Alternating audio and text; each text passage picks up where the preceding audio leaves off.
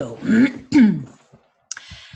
welcome to our little open house. I want to tell you a little bit about the BG5 training, about the practical, the material and business side of human design. I've got a couple of examples from you, which we will look at afterwards. And then we have time to look at some questions and to discuss whatever needs to be discussed. We'll answer all your questions. I have muted all your microphones now, so if you want to say something, you have to turn it on again.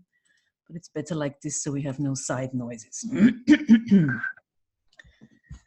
Okay, to start with, I just want to give you a little impression of what I am, who you are dealing with. As you can see, I'm a powerful, strong, emotional generator, 4-6 profile cross of planning with the sun in 37. So I'm really the embodiment of the slowly dying evolutionary theme. So I've got a couple of more years to represent what I am and what is still in the air, and this is going to change soon. First quarter, and I'm a triple split. All my channels are in different circuits, so this is quite a complex design. I love variety, and that's very much my life. I've been in human design for a long time. I met Ra in '93 at an intro lecture on a Friday evening, and on Saturday morning I started the training. So it was really love at first sight. And I've been an analyst since '95, and I became a teacher in, I think it was 2000, and a teacher trainer in BG5. So I've done more or less everything, and I love it. And human design has changed my life and brought me to the place where I'm correct. I'm satisfied. It's been a wonderful gift, and I'm very happy to have this human design life. I used to be an interior designer before. That was not a bad life and not a bad job, but nothing compared to what I do now. This is really great, and I love it, and that's what I do all day. So this is just that you get a little impression. And to start with, I have this is a slide I've been using for a long time. The difference between human design and BG5, that is really the point for me. In human design, as you all know, the point is and the goal is to decondition, to awake to what you are, to become aware, to become correct, to really live your true self, and sort of, end up with this halo and become aware and awake and holy. That's sort of the long time goal of human design. That's, of course, a long road. It takes a long time. There's a lot of work to do. You really have to be determined, and you have to change many things in your everyday life. It's very likely that you will lose many friends on the way. So, really living your design, being what we all are, does not fit very well in everyday life. It needs a lot of change. It needs a lot of dedication. So really being involved in human design takes a long time and is a life-changing experience and goal. Now, the business application of human design, for me, in a way, it is the culmination of human design. We use the same data, we use the same knowledge, but the goal is material ease and success. And this is not a contradiction. I suppose all of you, when you have taken human design courses and trainings, you know that you can spend a lot of money in human design and on books and stuff. And it takes years and years and years and years. If you look for material success, you usually don't have years to wait. If a businessman, if some manager of a company comes to me with a problem, and I ask them to wait for 7 years for their first deconditioning cycle, that's not really a big help. The company will be broke and dead by then. So BG5 uses the human design knowledge in a very practical, down-to-earth material way.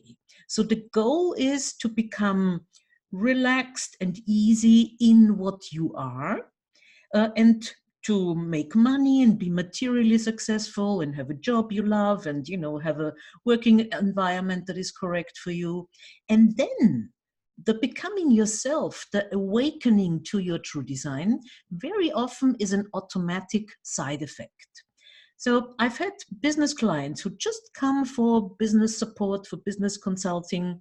And after a couple of years, they tell me, this is really interesting. I've changed this and I've changed that. And I get on with my partner better. So usually it trickles down. Usually it is the start of a journey. So the goal, the immediate actual goal, is different. It is material ease and success here and now, very quick, very down to earth. And all the deconditioning, if it happens, no need to, but if it happens, it happens automatically, it happens later. It is a side product, next to it. So that's one thing I would like to make clear. The other thing really is who this is aiming at. Again, for me, I think every human design analyst, every analyst or every advanced student should know about BG5. Because especially with our long trainings and expensive trainings, it is our own interest that our students and our customers and clients are materially successful. I cannot sell you a course if you don't have money to pay for it. It's, very simple. We live in a material world. So the material ease, the business success is something that is open to everybody. Everybody has a material side in their design. Everybody is built to make money in one way or another. Don't confuse it with your mind. Taking BG5 will usually not make you a millionaire right away, but it can and will show you a way that is comfortable and correct for you. And again, we all know from human design, to be able to live out what you are is so much more fun and so much, easier and nicer and more fulfilling and more satisfying than being forced to do something or to live a life that is not for you. So I think every student should know about this practical and material aspect because, everybody who gives readings usually knows the question. It is love and partnership. It is, kids or partners. And the very next question very often is money and material success. Being stuck in a job that you hate, never knowing where the money for the next rent comes from, that's a very, very uncomfortable state of life and of mind. So with our wonderful and fascinating human design knowledge, we can really satisfy both needs. On the one side, the slow development of your true nature, and on the other side, the practical and material ease that BG5 can show us. And that's why I'm such a big fan and such a big I've been teaching it ever since I was licensed to be a teacher, and I see the benefit. I see the success and the ease it produces, and I'm really very much into trying to get as many people as possible to know about this and to use this and not be stuck in a life, in a job, in a situation that's not for them. So it's very, very important to have your material life in order as well as your mystical or spiritual life, and to be yourself, both in this more philosophical way that human design shows us, and also in the practical, everyday, material way. If we can have it both, then why settle for just one? So I hope this shows you um, the goal and the difference between these two very different sides of human design that are both using exact the same information. So that's another recommendation I have. You should be at least an advanced student of human design. You should know your basics. You should have gone through your basic education and know about partnership and crosses and transit. So the basics should be clear. And if you have a good understanding of a human design chart, then you are fit to take BG5. And the other thing, I'm really a big fan of basics. There's a couple of my students here now, so they will they will know that I don't get lost in details and in variables, because that's information that should come much, much later. And again, BG5 is using basic information about type and strategy, gates and lines.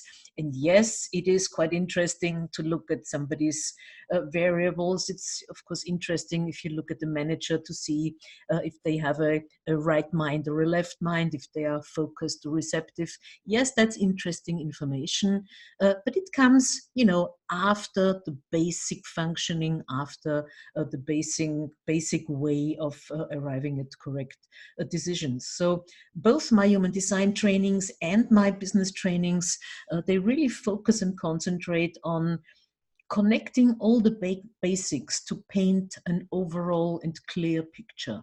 And once this is clear, and once you have a good idea and a clear idea about the basic picture, yes, of course, you can go deeper forever in human design. There's no end to the beautiful information, but it's, a good idea to start at the beginning and to get the first steps right, and to get a comfortable, successful, fulfilled life before you get lost in some details.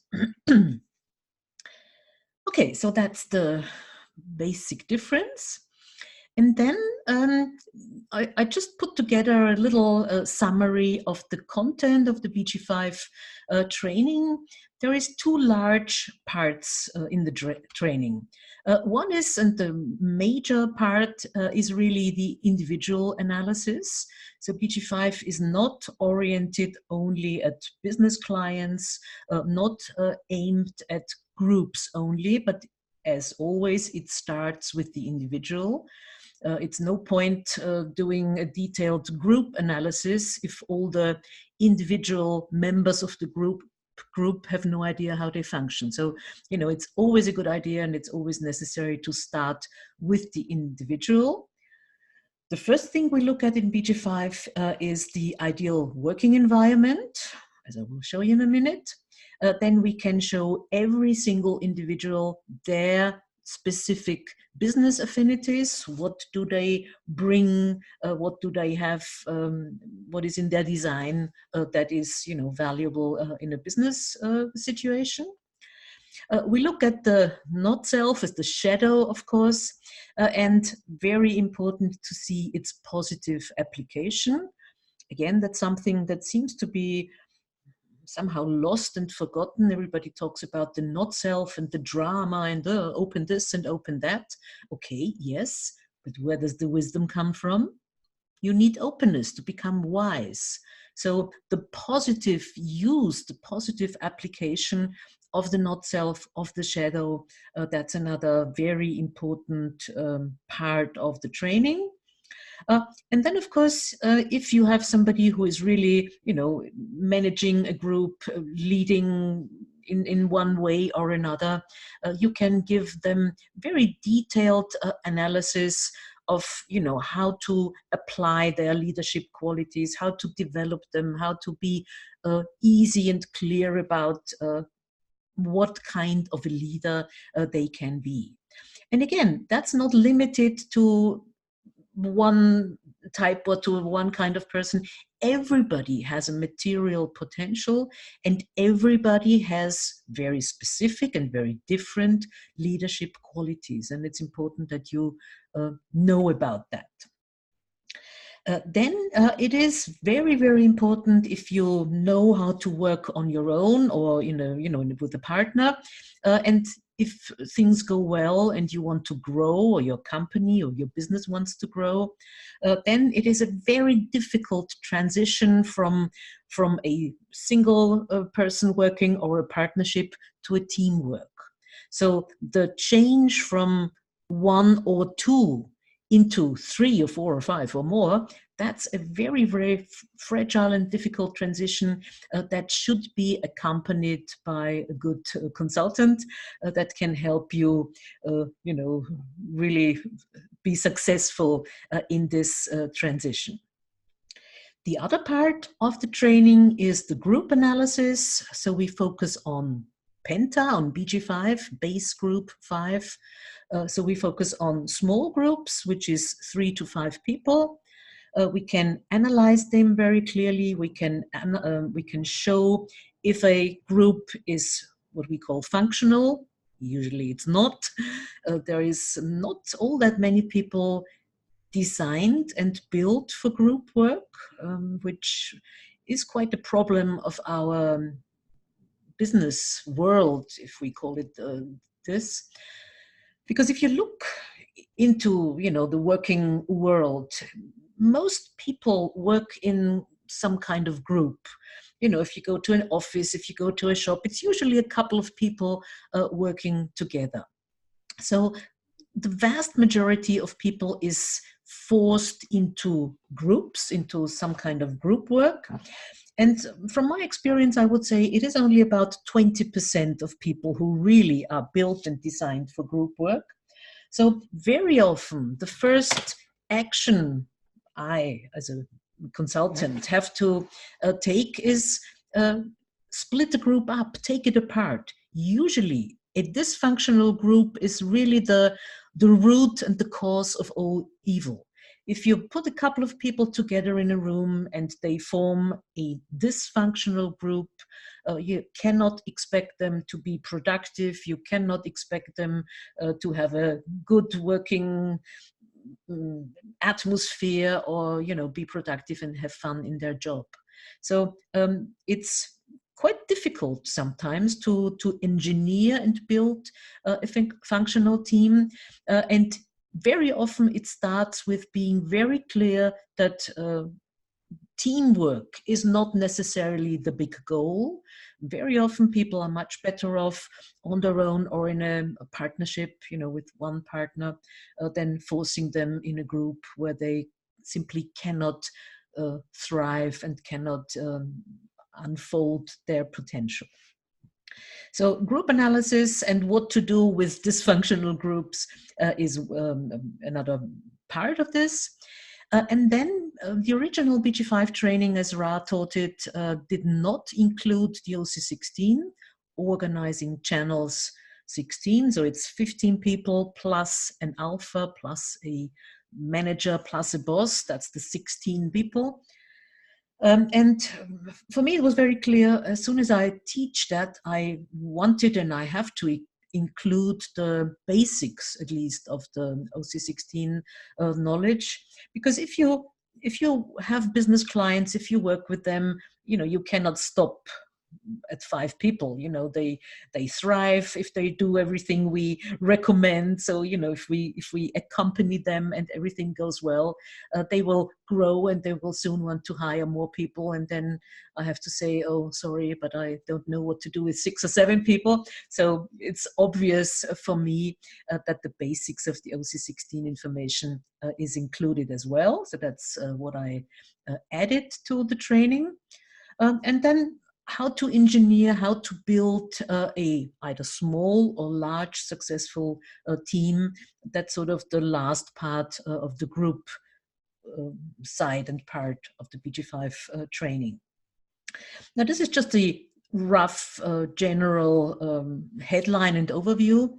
It takes 3 semesters, online or live. I mean, this is sounds like online now with all this international participation.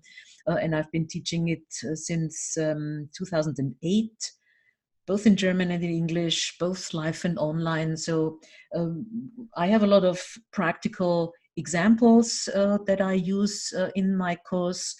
If my students are already working with clients or have examples of them, their business or something they are involved with, we can of course use your example. So it's a very practical training, very much example oriented, because having the real life feedback is very helpful and very interesting.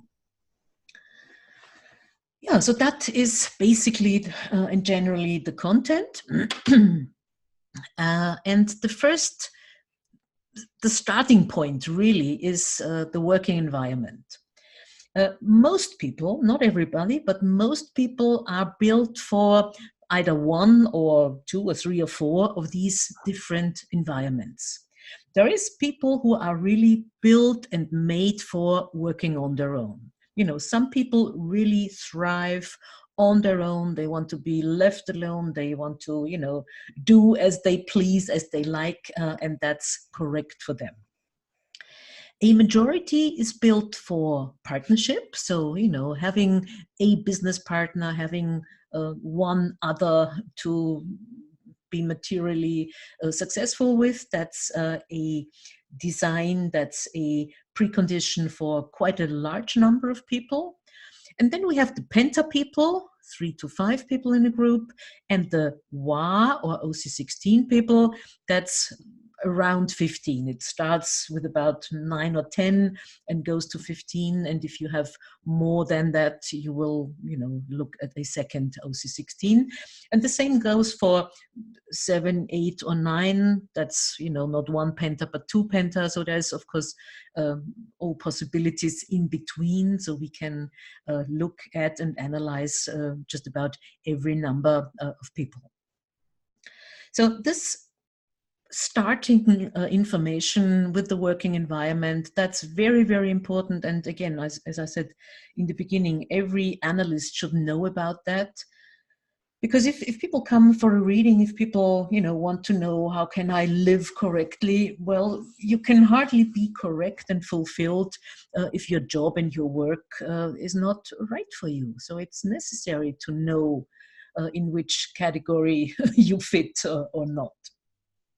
And I have a wonderful example because I'm one of these rare people who doesn't fit in any of these categories. As a generator, I'm not good on my own. I'm not built for partnership. I'm not built for small groups. I'm not built for large groups. And if I look back at my career and my working life, had I only known, it would have really saved me a lot of trouble. The many times I tried to fit into a team, and not really. I wasn't satisfied. I suppose the other ones were feeling that, things are quite ideal. So it would have been very interesting for me to hear, I don't know, 40 years ago, that I am a good networker, that I need my variety, that I hate to be locked and fixed in a certain place, in a certain partnership. So, I could have saved myself a lot of problem had I known this many years ago. But now I do know, and now I can help everybody really aim for their right environment right away. That brings me to one of our, shall I say, my favorite products. one of the things that BG5 students will learn is do a career profile overview. That's a roughly 15-minute reading that really helps to orient people towards their right career and right working environment. And every young person, really everybody, should have this information. Again, just think back after school when you started to train for a job or study something. If you had known, let's say that you are built for partnership, you know, you could have really saved yourself all the trouble of trying to fit into, you know, this group or that group, or try and manage on your own. You know, maybe you were built for partnership.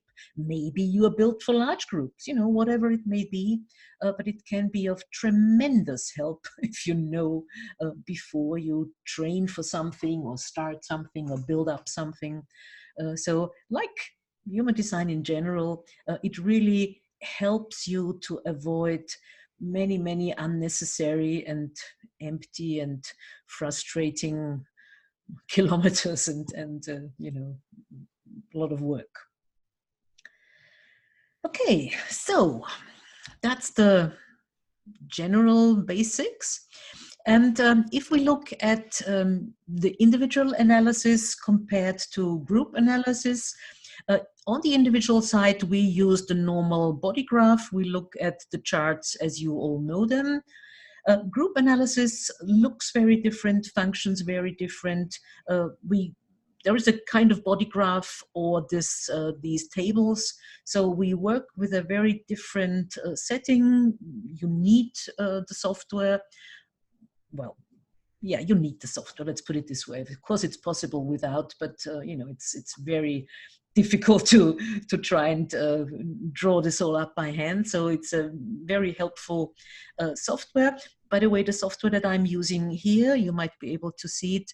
This is the Neutrino software, the original old software that Ra developed, you know, from the early 90s with Eric Memmert.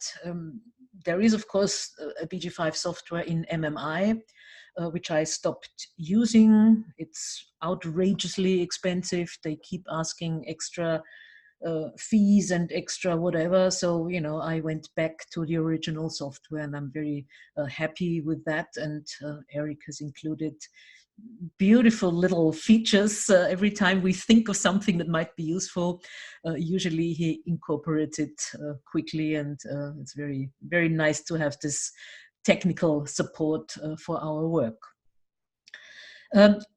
One more and one last incredible, interesting little detail is what I call the group chemistry. So if you look at a group of 3 or more people, you can put them all together in the software, and the software will work out all the triggering, all the detriments or exaltations that, you know, one gives out or gets back. So this is really the summary of all the exaltations and detriments that you find in these. This is an example of 4 people. So all the triggering, all the fixing of lines that happens in groups of people. This is the picture of it. This is what comes out of it, and this is incredibly helpful. As an example, if you meet one other person and this other person fixes a lot of detrimental triggers in you, then you can feel it. Then you can say, well, don't like this person. I don't, you know, get along with him or her. So this is something you can feel. You can realize, okay, you know, I don't like him or her. The chemistry between us is not correct. But once you are in a group, you cannot notice it anymore. If you walk into a room, if you walk into a group of people, you know, you either feel good or not, but you cannot pinpoint it to this comes from this side and this comes from the other side. So the group chemistry, the overall feeling in a room, in a group of people, is something that can be incredibly telling. If we look at this example here, the green is the exaltations, the orange or red is the detriments. So if we look at the last person here, L, L gives out an incredible amount of exalting triggers. So he really makes everybody else feel very good. There's a lot of aura work in a way, nothing conscious that happens, but you know, so L walks in the room and everybody else feels good. But as a reward in a way, what he gets is detrimental triggers. So L walks in the room, makes everybody feel good, but really feels bad himself. And that's an incredible information that no other system could possibly give you. So on top of being able to engineer a functioning group that will be productive and, you know, will be working well together and, you know, will be successful, on top of all of this information, we can also see how every individual in this group feels.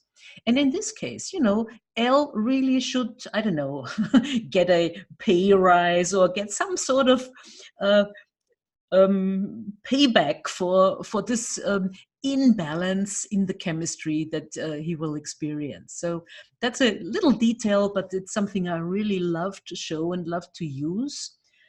And I did an open house in Russia a couple of years ago, and there was many people. And one sent me, before I started, he sent me the charts of his little company. It was, I think it was 5 people. And he just asked me to, you know, take a quick look at this group of people. And the triggering looked a little bit like this. There was one person in this group who was really, you know, handing out and giving out an enormous amount of detrimental triggers to everybody else. So in this little overview, I told him, this guy here, yeah, I suppose he's not liked very much, and everybody feels a little bit uncomfortable when he comes in. And it was so funny because this guy reacted in a way that was really funny, because he was obviously not expecting for anybody to be able to tell this, to see this. You know, I didn't know him, I didn't know his company, I had no idea about the work, and still I could say and tell and show him, you know, this guy here makes everybody else feel uncomfortable. So it's it's information that we have that is incredibly valuable and that can really make a difference in any kind of working environment and surrounding. So, you know, we have a wonderful tool to improve really everybody's business life and working situation very quickly. It's just a matter of realizing what I'm designed for and what I'm built for. Okay, so that's my little, let's see, I think we're calling, yes, okay. So that's my little intro. Is everything clear? Do you have, before we look at the examples, do you have any questions about the content and the training and the BG5 itself? Then now would be the good time.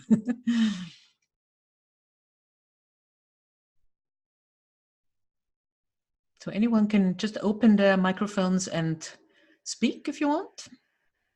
Hi, Ilse. I was wondering when you were thinking of running the training. Good question. I have no idea. I am open.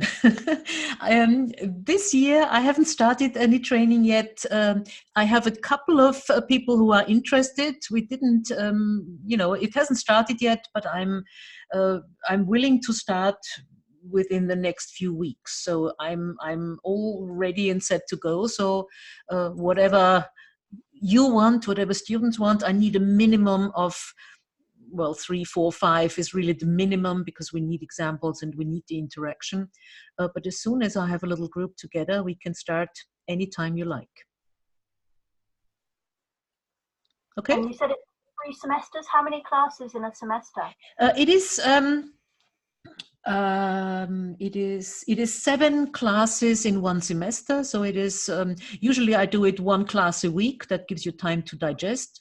We could even do it 2 classes a week, but 7 weeks seems quite easy. So again, I can do it live. I can do it online. We can do 1 or 2 classes a week, whatever you prefer. I've did it all before in all kinds of variations. So whatever you, my students, like me to do, I'm open to do it. Great, thank you. My pleasure.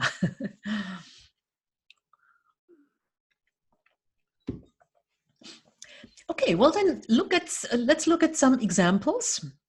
And I'll give you, again, a rough overall idea of what we can see in a chart. Now, Susie, I see you just came in, so welcome. This is another Austrian friend of mine. So let's maybe look at the working environment for Susie. So we have we start with the manifesting generator, with the sacral authority, with a 1-3 profile. So of course, everything starts with waiting for your response. Make sure that you feel and follow your body's response. Make sure that you have your foundation clear. So all of the basic and general human design knowledge is of course the starting point. But then the next step here with Susie, we can see that she's built for 2 possible and quite different working environments. Susie is designed or is doing and can be doing quite well working on her own. Because she, it's everything connected, everything can be manifested. But of course, she's a generator. So working on your own, as long as it is clear that there is an input from the outside that you can respond to. So having clients that ask you something, or clients that come to you, that's kind of situation is correct for you. And then you are somebody who could work on your own. The other possibility is really quite the other side. You have a natural guiding and leading capacity in a logical field, in a large group. So in a large group, which means around 15 people, you could be an internal kind of department leader for planning and future strategies and working out the logical procedures that can lead a company or a group into a good and successful future. So this is a quite interesting example because, it's really the 2 ends. On your own, if there is, the question that you can respond to, or being a department leader, being an internal leader in a large group that is responsible for, working out security strategies and future strategies and sort of the logical information that will help a large group to thrive. Yeah, Susie, would you like to give us a little answer about how you work? I mean, is this something that you can relate to? Absolutely. It's well, I'm very touched, I must say, about the part of about being able to lead a larger group. Mm-hmm. I'm perfectly aware of being able to work on my own, provided I respond to some outside requests. And mm-hmm. In fact, in my very young years, I was forced by economical circumstances to work a few years in UNIDO first, in Vienna, and then in UNESCO in Paris. And it was a very uncomfortable situation for me to take orders. and I always managed, especially in UNESCO, I managed to create a sort of bubble where I became very quickly the assistant to a boss who was never here. And in fact, I managed the department within UNESCO. Mm-hmm. And so I did. It was like being on my own, but within a group. And as soon as I could, which was exactly on my 30th birthday, symbolically, I quit UNESCO, and I had already created relationships with different departments, with the publishing departments in UNESCO. And I set myself up as an independent graphic person, graphist layout, and working for book publishing in 3 languages. And that was absolutely perfect for me because I was on my own. I worked at home. And every day or so I would go to UNESCO, have lunch with my husband. And on the way back, I would visit everybody. And I would just walk in the corridors, and the doors would pop up open and say, Suzanne, I have $5,000 here. What do you think we could do with that? Yeah, very good. I mean, that's something I can see. Your business activations, what is really in your design is one side is really about you bring a certain culture and behavior to any group. Then the $5,000, you are the one that opens up resources, material resources, not necessarily yours, but you open up the possibilities. And you can really help a group sort of work together and say, okay, look, this needs to be done, so let's all put in a couple of extra hours. So you can really motivate a group to get together and get something done. And you're hanging 13 here, you are a listener, so you hear many interesting things. That's also very helpful in a business environment. Now, unfortunately, UNESCO has, over the years, their budget has reduced dramatically, and so the publishing units closed down quite a few years ago. Moving down to the south of France is a fantastic thing as far as environment goes, the sunshine, the sea, the mountains, everything, but economically very difficult. So I had a hard time. I did work for a couple of years for a publishing company, and very interesting thing. So I also managed quite a few projects, and I was like an outside link with very interesting people, painter, scientists, and it was me who led effectively that, completely underpaid. So great. So I struggled for a few years, and finally, I'm now working again on my own, freelance. Surprise. Surprise, and it has always been my greatest wish. I always imagine myself working on my own and people coming to me and bring me the work. Exactly. That's perfect. Yeah. Okay, great. And now I have been constructing for 5 years now therapy, being a therapist, and everything has to do with body work, reflexology. So it's the touch also, but also the listener, of course, the gate 13. So I hear many interesting and sometimes less interesting stories. And this is getting more and more successful by pure chance, if you like.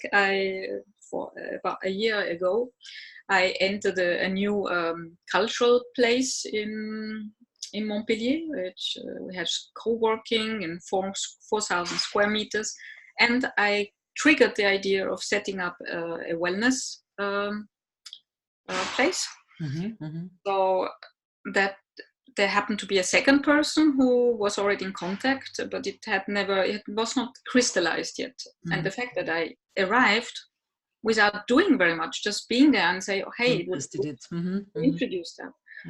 And now we have a pôle bien-être, and it starts working. We have open houses, and it's ideally situated. There will be a university campus, 2,000 students. New buildings will be built there, and all of that about 7 minutes away from my home. Great. And of course, being a therapist is again the ideal situation. You are the one, and somebody comes to you and requests your services. So that's again some client coming, asking, and giving you the chance to respond and do the work. That's a perfect situation. I absolutely agree, and I was patient enough, and I was Yeah, lucky enough patient. to wait out things, Mhm. even though many well-minded friends said you have to go for it, you have to Yeah. Well, we know that story. go to all the Okay. companies, you have to do your flyer, and I assure you, Ilse, and you're probably not surprised that all the best opportunities came just by receiving a mail, seeing a friend, seeing a person, and I say, hey, wouldn't it be good to do that? And Okay. Okay, great. and just to say, last thing, I'm also part of, as you probably know, of a photographic festival, photo festival in Montpellier, and unfortunately, I have never managed to get really paid for that, or just symbolically, and nobody else has. But in fact, the role you described of coordinating and telling people what to do, but at the same time being in response to a need, which is either laid out logically by the just what has to be done to get the festival going every year, but also what the other part or other people who run it ask me to do. And yet I have like an overview of everything that has to do the publishing and the signaling and a lot of other things. Great. That fits perfectly. If I just knew how to get paid for that. Well, you have to activate your Gate 45 a little bit more. You know, cross of rulership, Sun in 45. I am the queen here. You pay me well. Yeah, you're right. Okay. Therapy, it starts to work well. And you know, last thing, when I started to get more clients, when it really started to take off, interestingly enough, it was so 2 years ago when I decided, against everybody's opinion, to raise my prices substantially. And people say, no, it won't work. You have to do introductory offers. And I assure you, the moment I raised, I said, well, I just try. I give it a try. What do I lose? And it worked. Great. Yeah. Well, that's an interesting story about an open ego. You know, I cannot. You know, I have to be cheap and I have to give my stuff away. Take the advice from a big ego. You have to be able to feel well with what you ask, and you have to be able to live off of the money you make. That's, you know, good advice from a big ego, but open egos really have to try and learn. Great, good. Well, thank you very much. Interesting. So let's look at the next example. Elena. So we have a nice different chart. We have a projector, a pure projector, no inner authority, a 6'2" profile. So this is really a completely different story. And with Elena and with every projector, we have immediately the theme of the projector is built for the one-to-one contact. So here with Elena, this is the cross of prevention. So we have the half of it is love of humanity, love of life, and the other half is service, you know, having the opinion, what needs to be corrected. So this cross, this overall purpose theme of preventing something, that's really the main theme that we see in this projector. So the projector is here to guide and lead. So basically, every projector's business analysis and career profile needs to start with you are best in a one-to-one contact. So don't let anybody drag you into a group. Don't let anybody, you know, employ you and force you to sit with others. You need your own office. You need to be, you know, on your own as a projector, and then guide one person after the other. So that's really the basic. And here in this case, with this clear parallel channels and with the cross of prevention, you're sharing your ideas and opinions about what makes sense and what is good and what leads into a good future and what leads into a good experience. And this is what you have to share with others. And this is the love that you give others to prevent them from making mistakes. So your role is really clearly the role of a guidance, of a guide, of a manager, of somebody who helps others be more efficient. And you do that by sharing your ideas and opinions and of expressing your stories and your facts and preventing people to enter into things that aren't good for them. So that would be if we just look at the working environment for you in the working situation. Does that ring a bell with you, Elena? Thank you so much for such a description and analysis. I liked it, and yes, it really rings a bell for me, because I remember many situations in my life when I was in a group and I was really invisible, and yes. And that's really horrible for a projector.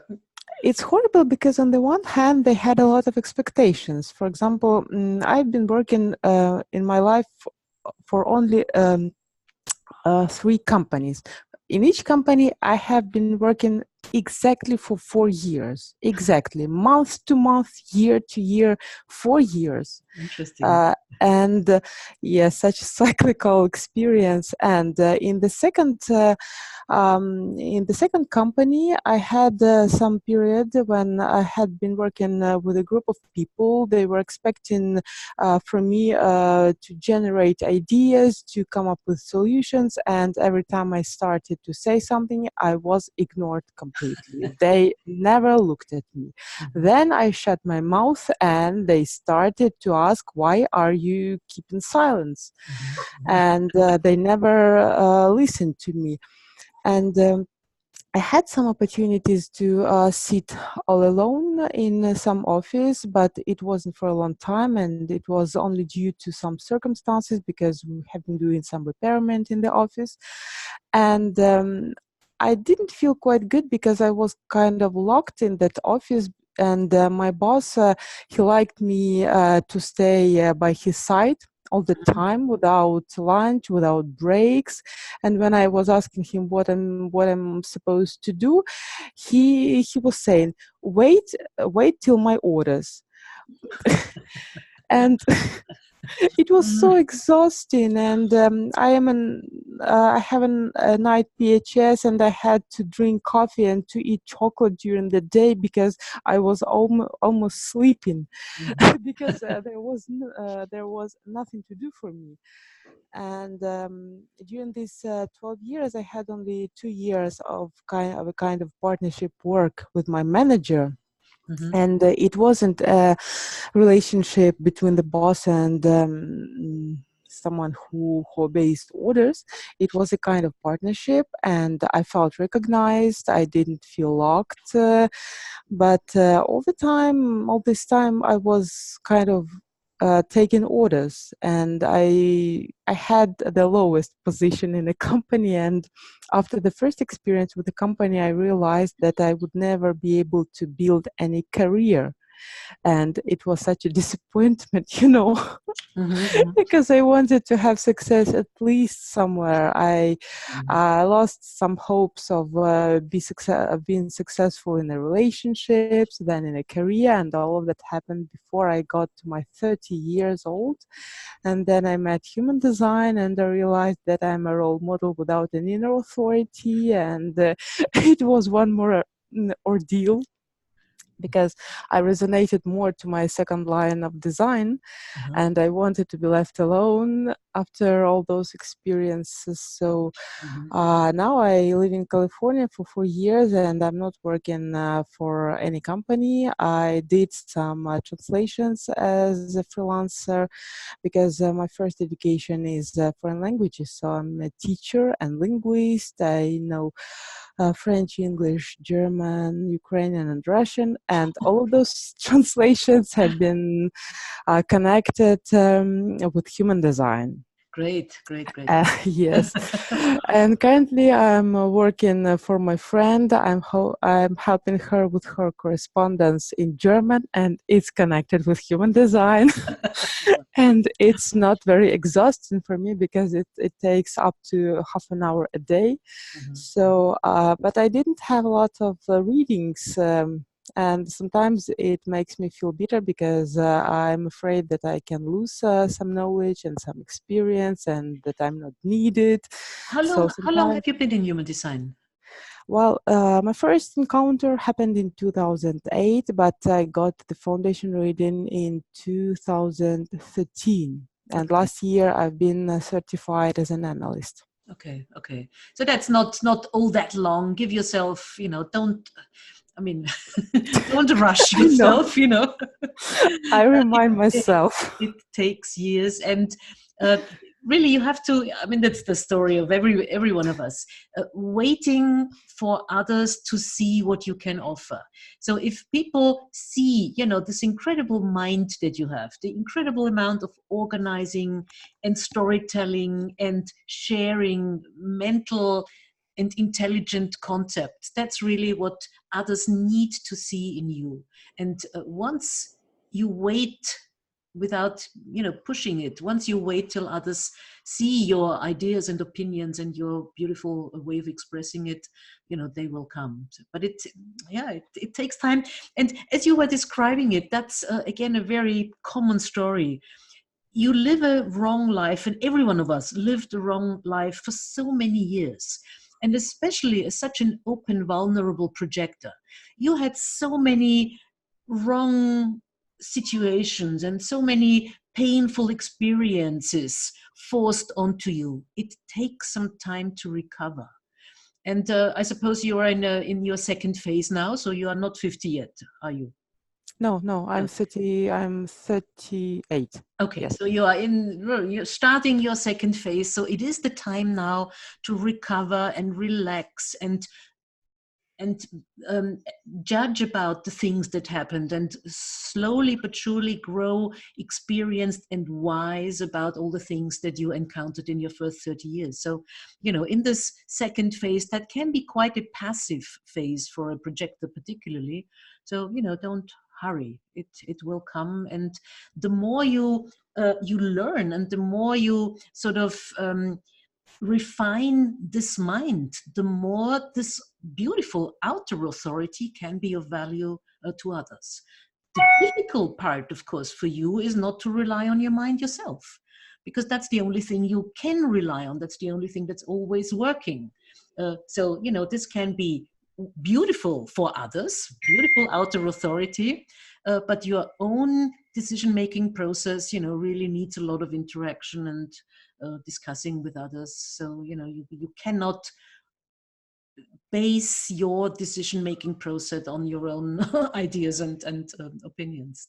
That's a tricky design. Yes, I know. And I really learned that I can't rely on my mind because I feel comfortable with my ideas because it's a lot of fantasies, it's very interesting, it's a lot of pictures, but when I need to make a decision, I don't feel comfortable with it. I don't feel it's reliable. Different story. And when I speak it out, I feel something reliable emerges out of me, and I don't even know where this place is in my body where this a solution comes out. Well, but everything here. This is the place where your solution comes out. So you yes. need to hear it. Yeah. Yes, okay. That's true. Great. Okay, thank you so much. Thank you very much. Another beautiful example. Next is James. Here we have a manifesting generator, triple split, like me, 5-1 profile. This is a very nice example of somebody who is fit for group work. You are an absolute group person, which is supported by the 5-1, the outward oriented profile. So you are a good worker in a small group. This is something you might not be aware of, but in a small group, you really make sure that people feel as one. So, having a kind of feeling for corporate identity when you are here, that's really automatic. You open up resources for others. You really know how to paint the picture of what the group is doing. So you are a very valuable working member of a small group, but that's not a guiding role. So small group, penta group work for you is just being a satisfied, if it's the right group, satisfied working situation. In a large group, you have two natural talents for guiding a large group. The one is that you are really a natural leader in any, let's call it, personnel questions. So what do the people need that they can be productive, that they feel okay, that everything runs smoothly? So this kind of personnel manager is what you can really will be, how shall I say, that's built into you, and this is something that will be offered to you if you just allow it to happen. And the other thing is that you really are sort of a natural manager, and again, knowing what kind of education is necessary and what the company needs in a very general management situation. So in a large group, you have two natural guiding qualities in your design. Funny, of course, with your, we looked at that in the cross course right now, all your channels are completely or half unconscious. So all of this is not very clear to you. So for you, it's really a matter of allowing it to happen and responding to the things when they do happen. Now, the other example I would like to show here with just the two open centers, we can see that, what we call not self, or what we call shadow in BG5. You are, of course, always under pressure and, very often are too fast and, not thinking things through, but, trying to get it finished, trying to relieve the pressure, which brings you in difficult situations. And you are quite unflexible because you are not sure of, shall I let go of this or shall I stick to it? So you are too fast and at the same time unflexible, which, is something that you need to be aware of. And if you realize that, then of course you can learn to distinguish when it is necessary to really be fast. And, with an open root center, you can be super fast. If the house is burning, yes, you can take in all the pressure and be super fast. And if you realize that there is this tendency to hold on to things, you can be a very valuable team member because you make sure that things aren't thrown overboard too quickly. So that is the positive side that we can see very clearly here. Okay, does that ring a bell with you too? Yes, it does. I actually have an interesting career where I've worked in everything from Fortune 500 companies to startups and rapidly scaling mid-sized companies and everything in between. Mm-hmm. It has been kind of difficult to find the exact right fit because I do like working on my own. I do like working in groups, and I need a little bit of both. I need to get out of the fray. Which I think is part of what it is to be a triple split, just to need a break from the group mm-hmm. dynamic. Mm-hmm. I do manage a marketing department right now, and I uniquely in the company have the ability to kind of come and go as I please, working remotely. Very good, very good. Yeah, and so as a 5-1, obviously, to kind of get out of the projection field a little bit, and I've done a lot of consulting, which I kind of imagine would be favorable for 5-1s, generally speaking. Absolutely, yeah, of course. Mm-hmm. So I've got a unique situation that really seems to fit my design to kind of come in and out of that group and to lead it. Mm-hmm. To kind of it works for me, and it's something that just sort of developed naturally after following my strategy and authority, and mm-hmm. It all kind of fell into place and worked out. definitely can get caught up in the open route pressure. And that's also one reason why I think I like to step out of the fray and get some serenity at home. The inflexibility part, I have to think a little bit more about that. You know, but very well could be there. Okay. So great. Wonderful. Thank you. Thank you. Okay, let's see what else we've got. Fran, another projector. So we have a nice mix here. So Fran, again, the same, like I said before, as a projector, you have to be clear it is one-on-one. And the 3740 is a very common channel, and you know, it is a projector channel, and of course there are a lot of projectors with this channel, and this can be quite confusing, because with this channel of community, you want to belong, you want to be part of something, you enjoy your friends, you enjoy being a group person, but it's not the same as being able to work in a group. And I can, you know, speak very clearly from my own experience. I've got the 4037, you know, Sun Earth as well. So for me, it was a long learning process to distinguish between how much I enjoy being in a group. Yes, that's really fun. I love being with my friends. But working in a group is definitely not for me. And it's also very clearly not for you either. So it is, again, the managing role, the guiding role, the advisor, the guide who talks with one after the other, never part of the group, never inside the group, but always as a, consultant who comes in or who is sought out by one after the other who comes to you. And of course, with this amount of openness, there is a lot of wisdom. There's a lot of things to learn, same as in human design. So for you, it's really the focus has to be on like I said before, don't allow anybody to draw you into a group, because every projector will lose or at least minimize their guiding quality in a group. So make sure it's one-on-one. Make sure you can distinguish the wish and want and longing for community to your working situation. That's a really different story. And then as a 2-4 profile, of course, you need your recluse and you need your pretty and well-equipped office where you can close the doors and where people have to, write for an appointment and to wait to be admitted. So, you really need this special treatment and this special, oh, please, may I speak to you? And do you have 5 minutes for me? So that's very important that you make sure people come to you really with the formal gold printed invitation and not just, friend, would you please get up and do something? That's not an invitation, that's an insult. Yeah, would you like to comment on that? It's very important to have projectors, be clear about their role.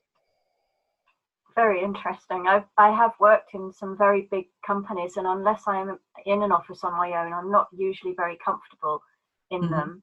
And I used to work with a very good friend of mine, and we'd always have an office, just the two of us. And I would be her administrative support, and that worked very well. It was mostly just the two of us, and maybe one person would come in at a time. And mostly to speak to her, I was sort of like left on my own just to sort of look after the shop in a way. And I've worked in a couple of shops, and one of them I had the early shift where I was again mostly on my own, and I really enjoyed that. I used to really resent some of the customers coming in and disturbing my solitude. So yeah, I like working on my own. I quite like being in groups, not as much as I used to, even with my friends. I'm still much more comfortable these days, either just one-to-one, even with friends, or just being left alone, actually. So yeah, very interesting. Thank you, Ilse. My pleasure. Yeah. And of course, the being part of a group, belonging, does not necessarily mean that you have to be physically with them. So it can, especially for, with just this one activation, it can be absolutely enough to know that I belong to a specific group or, whatever, and I meet them one-on-one occasionally. You know, you don't have to sit with them. But belonging is really the key word here. You know, I want to know people with, you know, who are same-minded, or, you know, who are sort of relatives to me in one way or another. Do you know what I mean? I do, and that's getting more difficult because people are falling away from me now, and so I'm noticing that there's less comfort in the tribe that I used to call my own, and a new one hasn't really formed yet. But yeah, it's very noticeable. I do have that yearning to be part of it. But then when I'm actually with them, it's like, oh my God, get me out of here. That's so nice to notice and to understand. Yeah. Okay. Great. Okay, wonderful. Thank you. So we've got one more, Susan. One Susie, one Susan to keep you apart. Yes, here we have another generator again. Pure generator split definition. So Susan is a wonderful example of a very, very complex design. And there is 3 possibilities for her. So Susan is very good for partnership. I mean, as in human design, every single split has this natural built-in longing for the other, for the bridge, for the connection, for the wholeness. So split definition is immediately a predisposition for partnership. So that goes for your private life just as well as for your working life. Then you are, like we've seen before, it's interesting, you are a natural member of a small group. And in the small group, you have a very natural leading role. So any small group will probably want you more than you understand. So they will ask you to guide them and lead them and be part of them and tell them what to do. And you might not be clear about it because that's all unconscious here, but you are a very valuable group member. Again, you are somebody who makes every group attractive. When you are part of the group as a whole is more attractive. The group knows how to cooperate and really bundle their resources to get things done. You have a talent of detail planning. You have a talent of communicating in a sort of theoretical, technical, official way. So, you know, talking to the bank or the insurance or, you know, some officials, that's a role that you can take on very easily, automatically. That's a role that will be given to you automatically. Maybe you don't like it, but something you could do if you wanted to. 2-5 profile, self-motivated. So if you enjoy it and respond to it, you could do it, but there's definitely a talent. And the third possibility for you is, again, like we've seen before, this personnel manager in a large group. So one of our teachers, she has the same talent, and she said after the BG5 training, she said, "Oh, that's funny. Every time I'm in an environment with many people, you know, large group situation, everybody comes to me and complains about it's too hot or too cold and the seat is uncomfortable and I can't hear well from where I sit." So everybody comes to me and complains and expects me to do something about the practical situation. You know, the personnel manager, please, you know, can you buy better, you know, whatever, heating chairs, whatever it may be. And, you know, that's the same talent. So again, in a large group, you will be easily and automatically be put in a position where it is your responsibility to make sure that everybody feels comfortable and have what they need. Yeah, that would be your working environment. Does that relate to your life in any way? Yeah, it does, actually. That's very interesting, Ilse. Thank you. I would not have guessed I was good in a big group. But yeah, so that one I'm kind of sort of reflecting on, and I think some of what you said there, I think if I really think about it, it would fit very well. Yeah, I've had a lot of careers. I, tried teaching and in, lower level education, and and then I was a paralegal in a law office, and then I was a computer programmer, and then a psychotherapist, and human designer, analyst, and teacher. Yes, human designer, and then the other one was the more recent group environment was at a very upscale retirement community that put on a lot of events and helped do fundraising for this university's opera program, their School of Music, and among other things. And so I think the most interesting positions for me actually were when I was a psychotherapist working in a group office at a community mental health center. I really enjoyed that I could get my office in this small, isolated corner, but I could interact with everybody on the team, and then I got to work with people one-on-one in my, the clients that came in, and I loved that combination. And then also when I was working at the retirement community, I got gradually put in charge. It was obvious that I was really quite good at arranging these formal dinners for this fundraiser where the opera students would come and they would put on this performance between courses of this very fancy dinner. So there were a lot of details to be sorted out there. And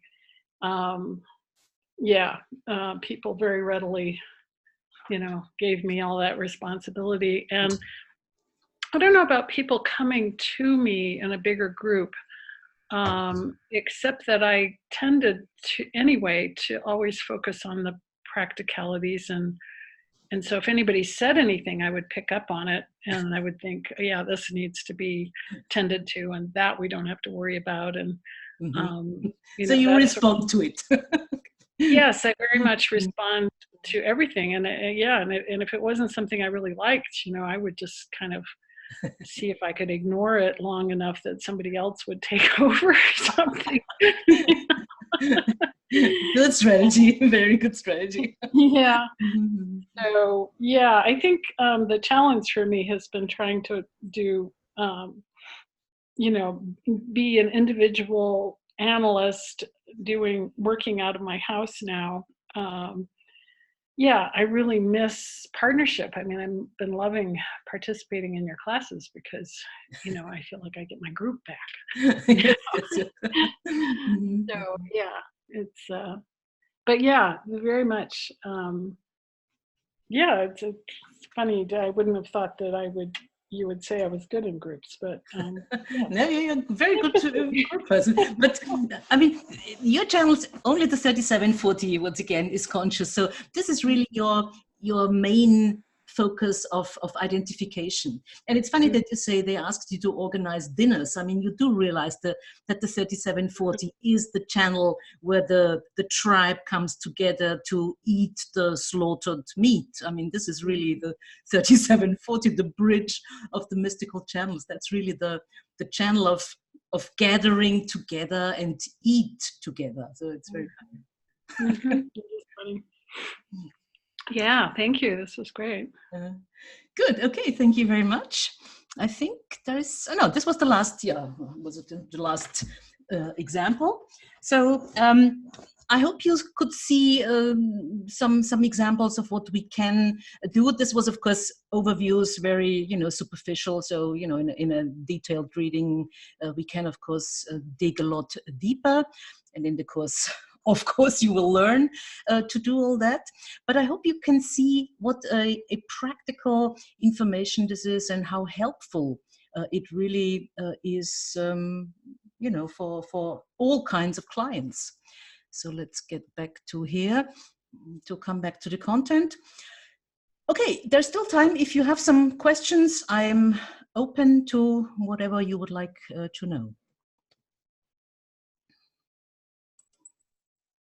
Ilse, I'm just curious if you do you have any case studies working with any business clients? I know that it seems it's one thing to get, individual clients, but to get a corporation to sign up for this, given all of the esoteric stigmas and so on, I'm just curious how you've navigated that and how receptive, people tend to be. Yeah, I've worked with numerous businesses. Being a 4/6, just about every entry for me was on a personal level. It was somebody I knew, and they had private readings from me, or they were sort of, friends of mine. So for me, being a 4/6, everything came out of my community, obviously. There is, of course, other possibilities, but for me, it always started usually with private readings, with human design readings, and then people got curious, and then, of course, I would stress the fact that I could do business analysis as well. So that's how it started, and I've had some very successful group and business works. The one thing that is really a bit difficult is to get a company to give you some kind of feedback or to, allow me to name them. So there is really this esoteric astrology thing. So people use it, and I don't have big problems with people hiring me, but I do have problems with people then sort of daring to say, oh, I had a BG5 analysis and it was good. So that's a bit of a problem still. I hope we will overcome that. But I've worked with quite a number of companies. Okay, thanks. Yeah, that makes a lot of sense. I mean, I also, along with just the esoteric stigma, one thing that seems like it could be a hurdle would just be getting the birth information. And I wondered if, any employees may feel discriminated by, based on what you saw in this design, now you're changing my role. And well, that's a very good point. I mean, if your boss comes to you and says, give me your birth data, I want to find out if I should promote you or fire you, then of course you will probably not give him your birth data. So for me, every company work I did, I always started off with a free intro lecture where I showed everyone what human design and what BG5 can do. And it has to be very clear what the goal and the aim is. If the boss comes to you and says, I have to, fire 5 of my employees, it is not going to be easy to get their birth data. That's one side. The other side is every single individual analysis I have done so far in a business group, and very often you find people in a group who really, really, really don't fit into that group. And I remember my very first analysis is many years ago. It was an optician shop. Yeah, optician. Do you know what I mean? Yeah. There was a married couple, the owners and the bosses, and 3 employees. So it was, normal penta size. And all 3 of them really, seriously, did not fit into a group, were absolutely unfit for group work.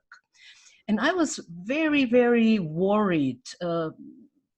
What should I tell them? And my job was I had to make small career profiles for everyone. So I was really worried, and I told, I always resolve to the truth. So I said, well, there's nothing I can do. So I told all 3 of them, this is really not the ideal job for you. And I was sort of, and everyone said, yes, I know. So people who are forced to work in an environment that is not for them, they know, they hate to go to work every day. And every one of those 3 people told me why they are here just for a short period of time. They needed the training, they needed the recommendation, they needed, whatever.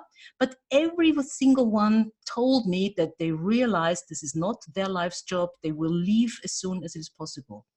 So, it was very important for me to learn you really can trust people with the truth. They know if they're in the wrong place.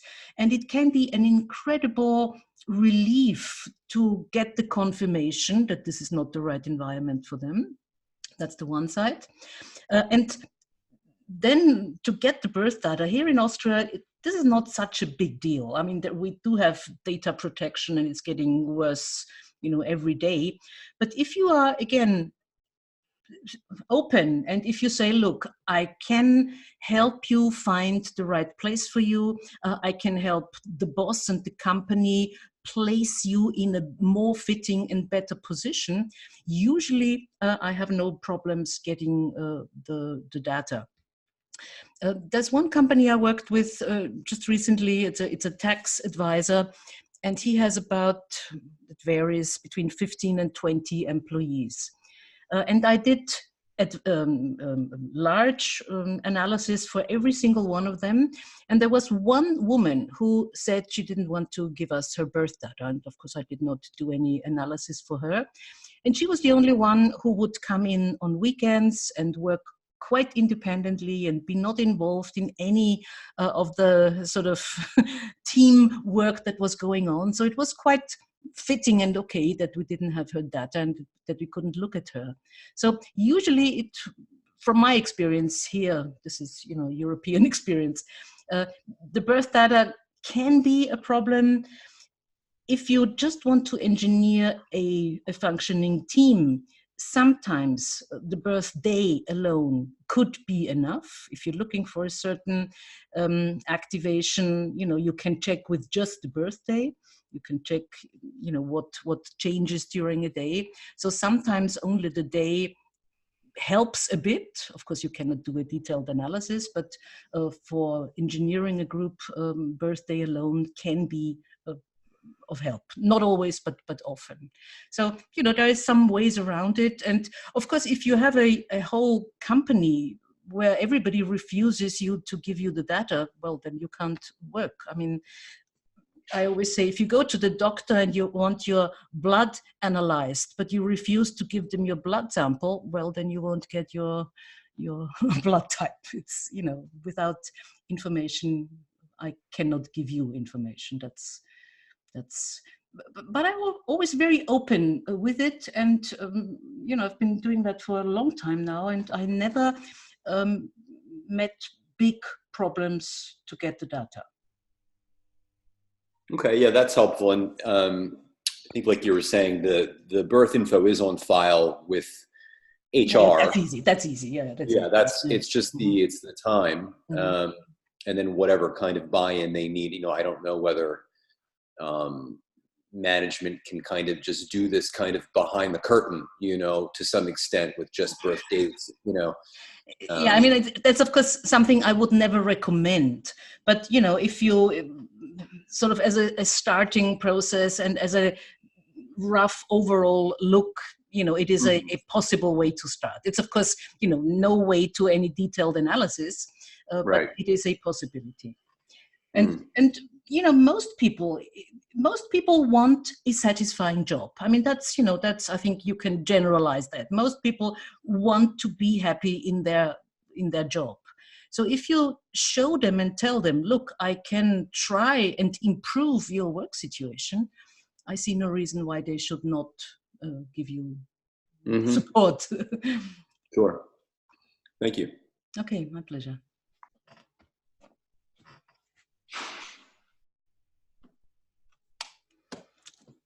Ilse, I have one question, only because I don't see myself necessarily working with businesses. I'm very curious about, helping people on an individual level. If I signed up for your training, would I need to do all 3 semesters? Yes. Yeah. Really, because it doesn't, it's you cannot take it apart.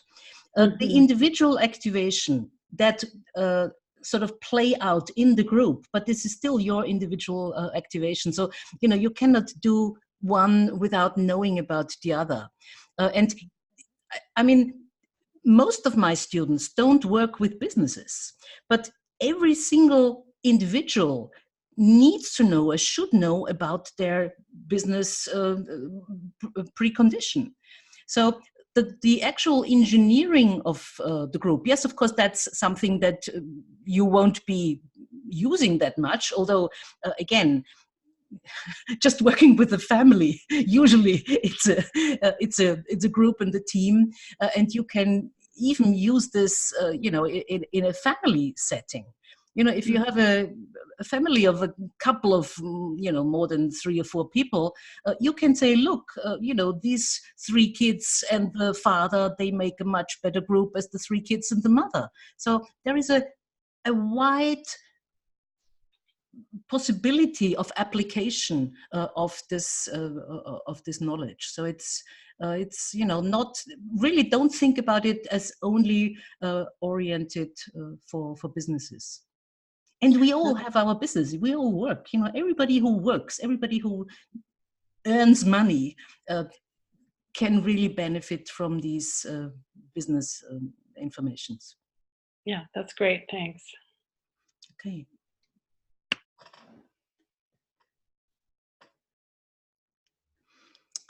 Okay. Well, looks like everybody is happy and all questions are answered. So thank you very much for being here.